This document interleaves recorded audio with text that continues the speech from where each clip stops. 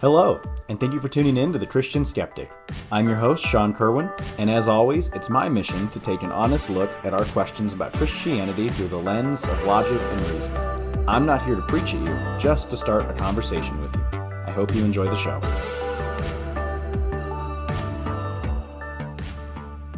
What is up, people?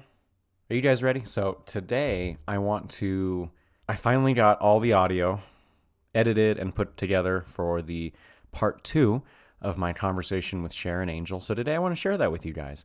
If you remember, we last left off, we were talking about the Christian life and kind of Sharon's journey and discovery through that as she left India, came to America. We talked about the patriarchal systems of both cultures and what it's like to discover Christianity within that. So without further ado, here's the rest of the audio, the rest of the conversation between Sharon and I.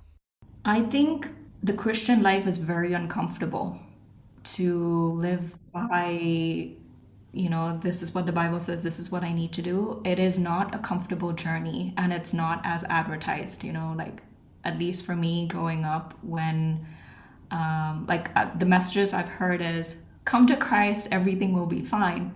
It will be fine, but it will have a honeymoon phase of like a couple weeks, a couple months. But then after that, life gets real and you're kind of on your own.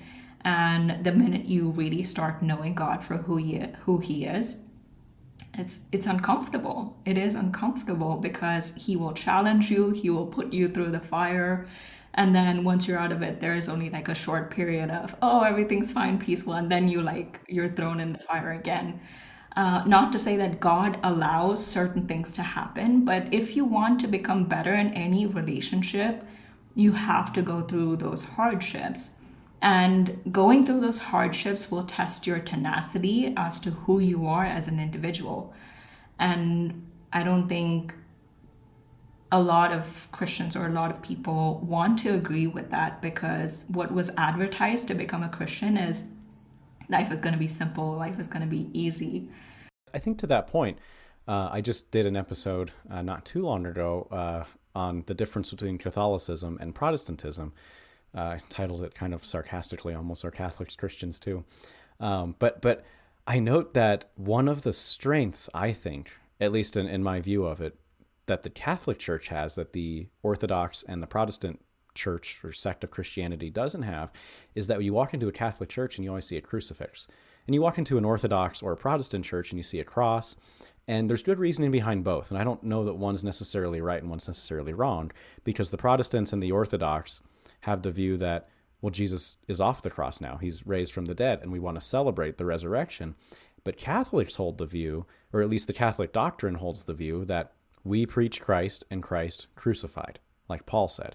And so there's kind of an emphasis on suffering in Catholicism. And I think that's where we get Mother Teresa's from in Catholicism, is that there's a confrontation where in Orthodox and Protestant practices, Good Friday and Easter are celebratory. In Catholic practices, they're a bit more somber. There is a celebration. Catholics believe in the resurrection, just like Orthodox and Protestants do.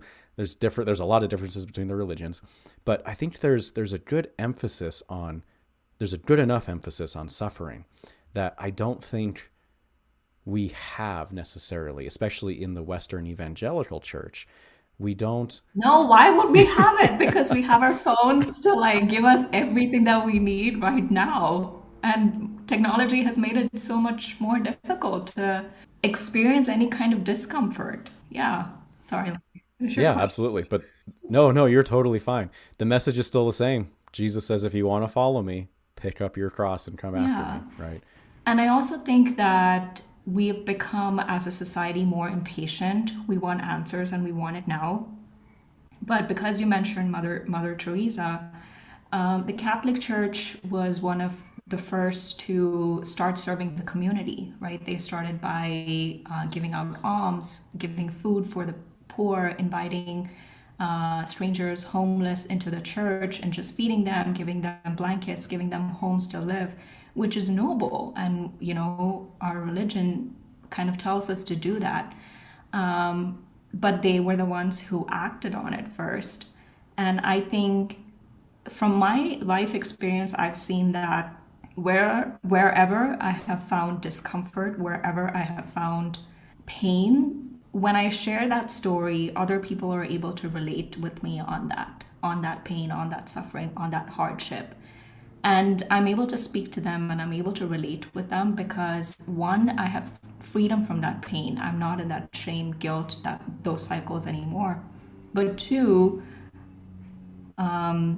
freedom is addictive, freedom is contagious. And once you have the confidence and you say, I'm free and I want you to be free as well, your actions will dictate that. So that's why just lavishing love on people, whatever that might look like, whether it's helping the homeless or going to a domestic survivor home and just sitting with them and talking to them, that's healing.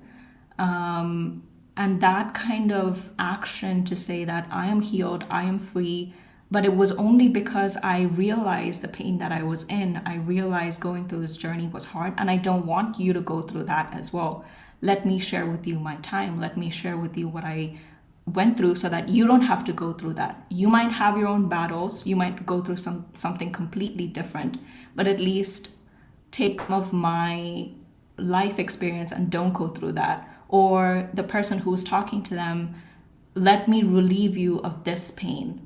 Let me talk to you so that maybe you get healed in the slightest sense, in the smallest way from that pain. And I think the Catholic Church and the Protestant Church, there are several aspects to it that help in that area. One is more action based, one is more theology based. And I think both of that is important to the process of healing, the process of finding freedom. I think as we get healed in our spirit, in our mind, in our body, the theology of how this healing is taking place, or how do I see God differently, how do I experience Him more closely and deeper, is also important. So that's why critical thinking, asking those questions, and also having the courage to accept those answers is very important.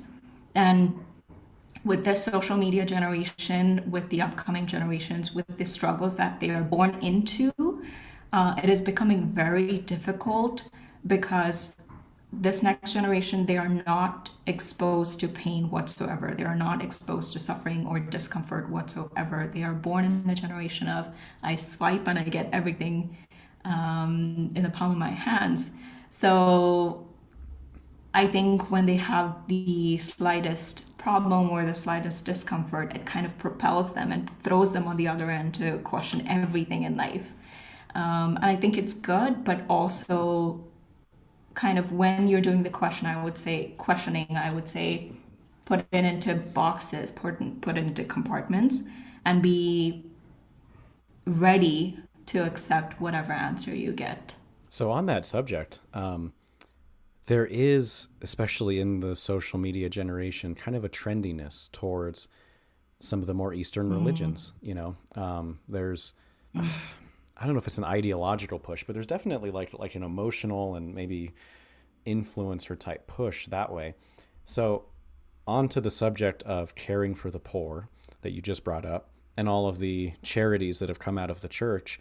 How is that different in India? How is that different in a culture heavily influenced by Hinduism? And what influence does Hinduism have on that? And I know in your podcast, you talked about the caste system very honestly, and I appreciate you very much for doing that in your podcast. But give us a little taste of what the influence of Hinduism has on those things you were just talking about. Yeah, India is a Hindu country primarily, but has many minority religions.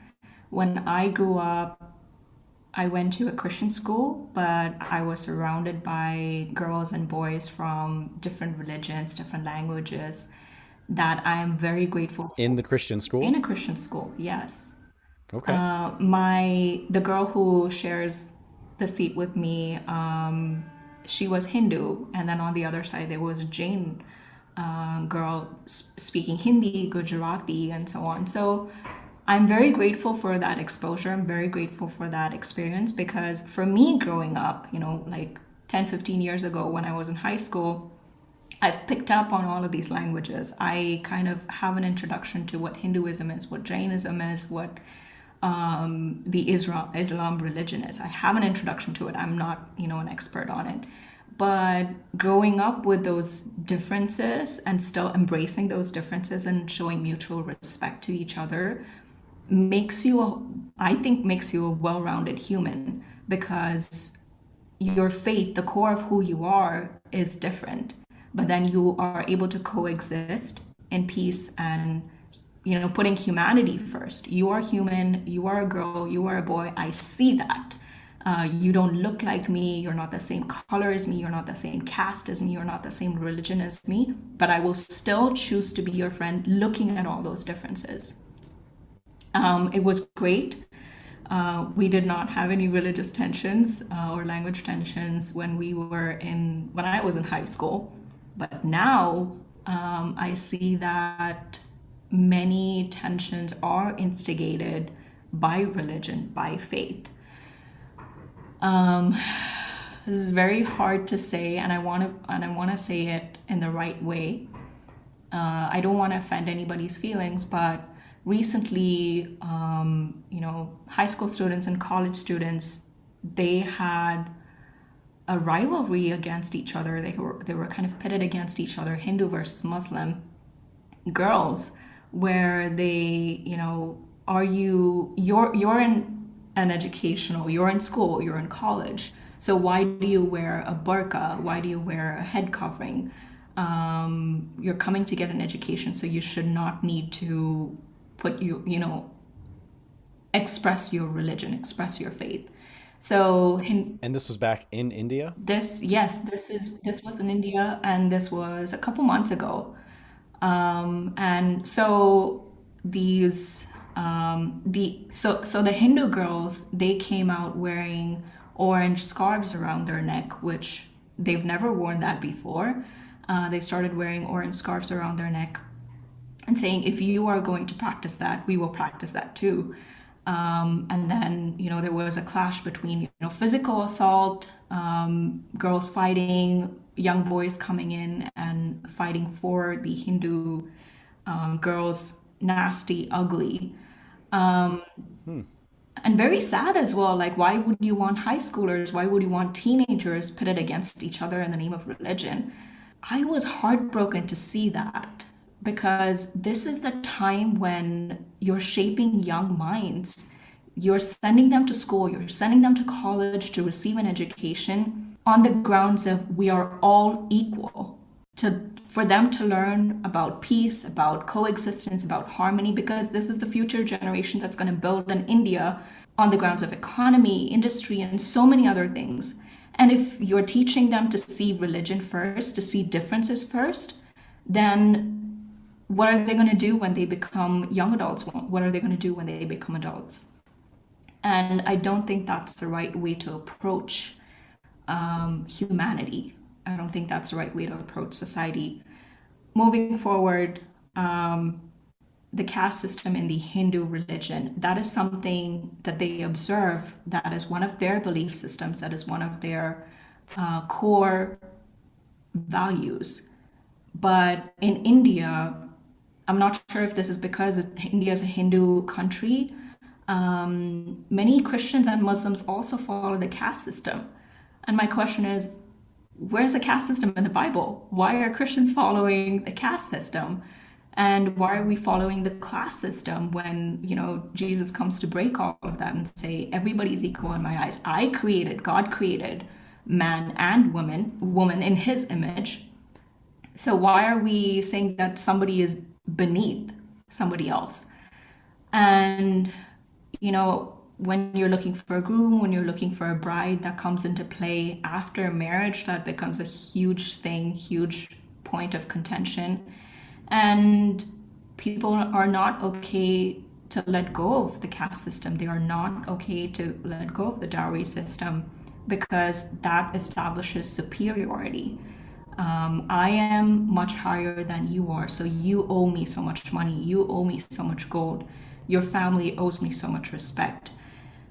And if that's the way that you're gonna go forward with life, what does that say about you? Especially when you say you're a Christian, when you're the one representing Jesus, when you're the one representing God. what does that say about you? It doesn't put Christians in a great light. It doesn't put those who are so staunchly believing in the caste system and the dowry system in a good light, because those who follow that become oppressors, than those who are meant to be people who set others free. I think we don't become good we don't become good representatives of Christ when we want to follow traditions, rituals that are not even from our value systems. So how would someone, a Christian living in India, then break the caste system or not follow it?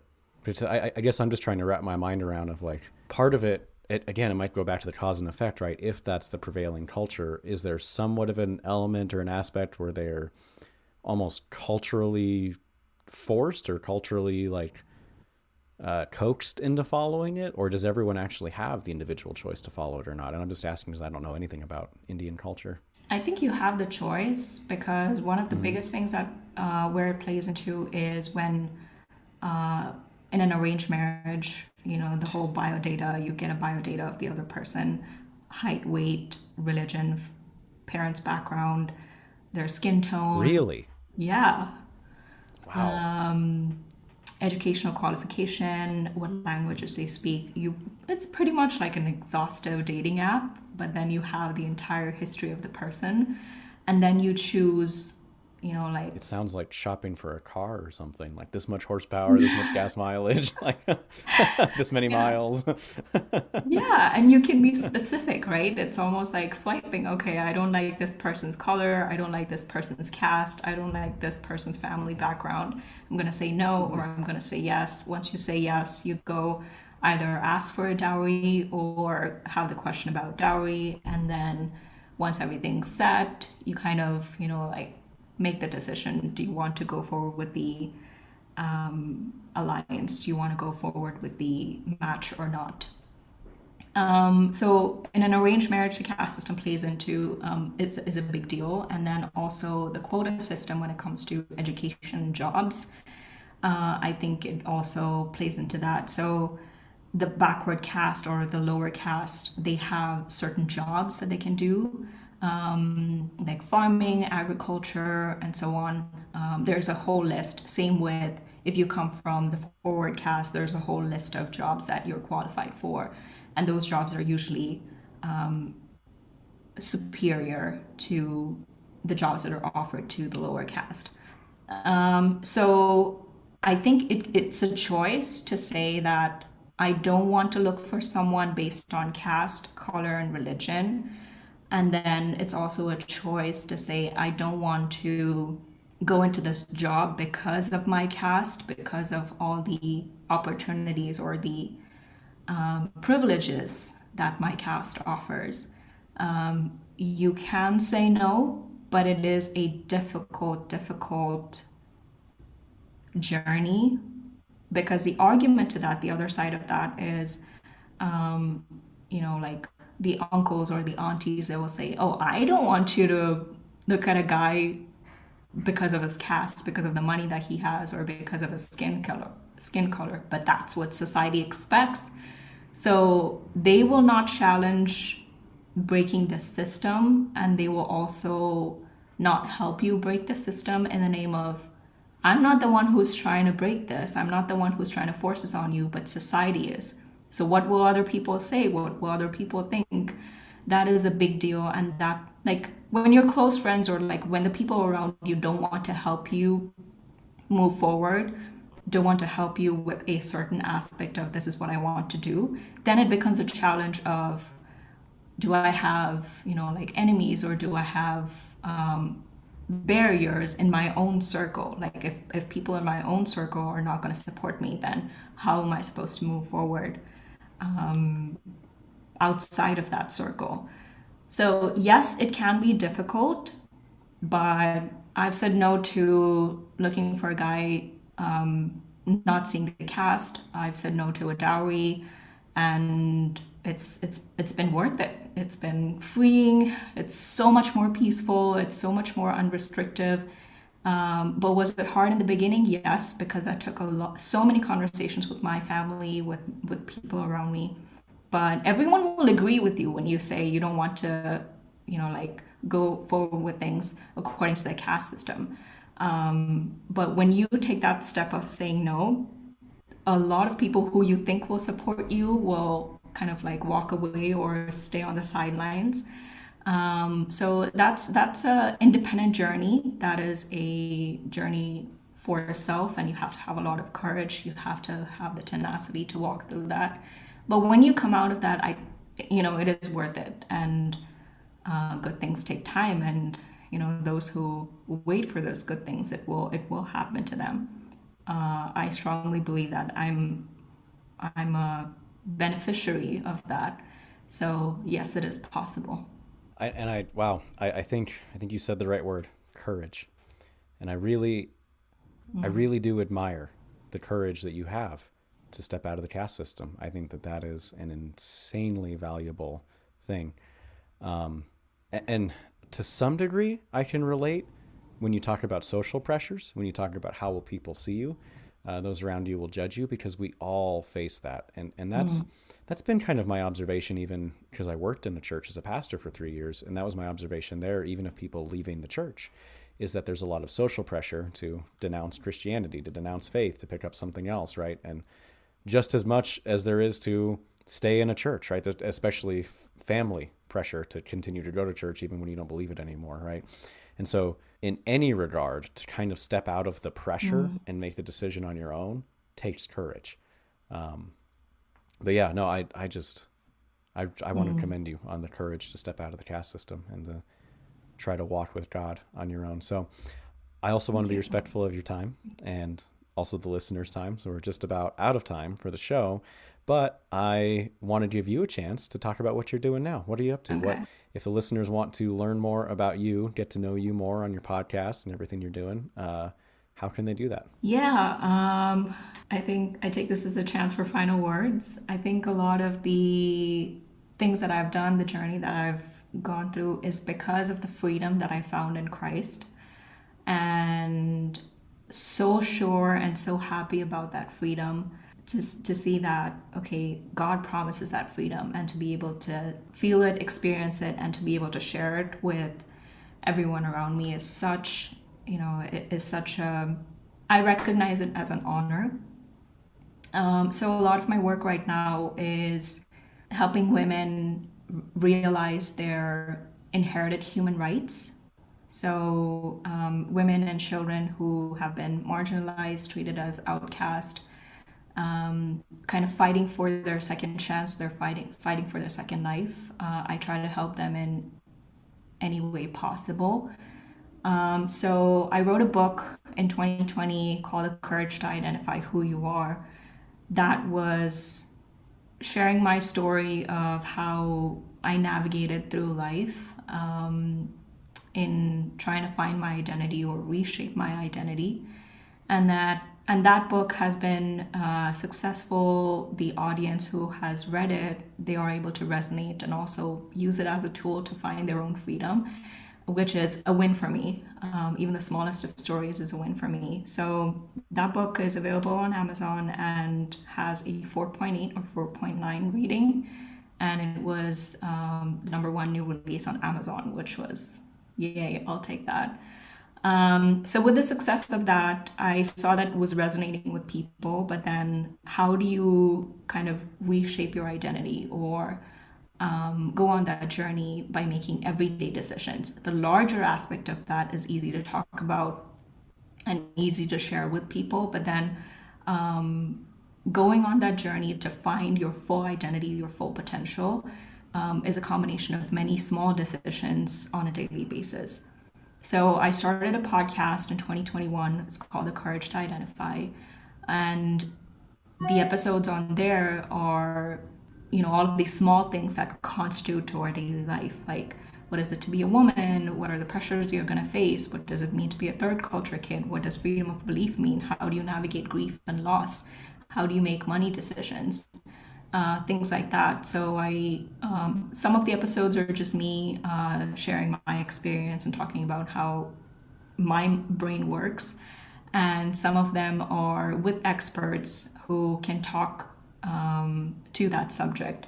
So season one, we launched it last year in 2021. Still has a 4.9 rating, and it's available everywhere you listen to podcasts. Season two, we released on May 15th, and taking on stronger subjects, deeper subjects, and so might be controversial to certain people, but I think it's necessary to talk about it because it influences the individual's identity. So that is playing right now, and people can listen to the Courage to Identify podcast wherever podcasts are available. That's so cool. I'm definitely very excited for season 2, and I look forward to listening to it. I have a feeling that all of my listeners like controversial subjects. So, Sharon, thank you so much. Thank you so much for being on the show. It's been a pleasure talking to you. Thank you so much, Sean. Happy to be here. Well, that wraps up today's show. So, as always, thank you so much for listening, and I hope you've enjoyed the show.